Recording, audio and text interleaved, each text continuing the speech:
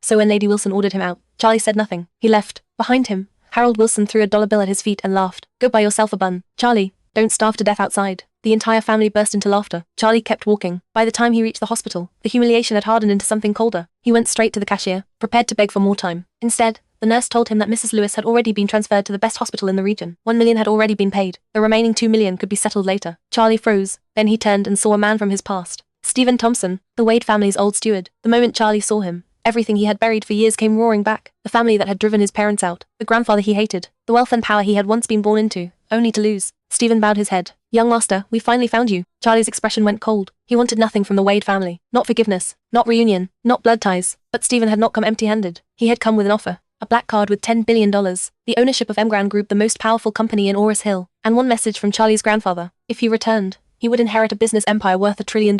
Charlie stared at the card in silence. $10 billion. $100 billion company. All of it placed in his hands just hours after the Wilson family laughed at him for not having a birthday gift. It felt absurd, cruel, almost, as if fate had waited until he was crushed to the lowest point possible before handing him the power to flip the entire table. At first, Charlie wanted to refuse. Then he thought of Mrs. Lewis lying in a hospital bed. He thought of Claire being mocked by her own family because of him. He thought of the 3 years of humiliation he had endured in the Wilson house like a silent dog everyone kicked for fun. And slowly, his fingers closed around the card. Why shouldn't he take it? Why should he remain powerless when power had finally returned to him? He paid the hospital bill without even blinking. Just like that, $2 million vanished from the account, as if it were pocket change. For the first time in years, Charlie understood what it meant to have the world shift beneath his feet. When he returned home, the atmosphere was no better. Claire's mother was screaming at her, demanding she divorce Charlie before the family ruined them completely. Claire refused again. She refused for him. Charlie stood in the doorway and watched the scene in silence. No one in that house knew where he had just been. No one knew what had just landed in his hands. To them, he was still the same poor, spineless live-in son-in-law. So he lowered his head and apologized. Not because he was weak, because it was not time yet. That night, he lay awake on the floor beside the bed where Claire slept,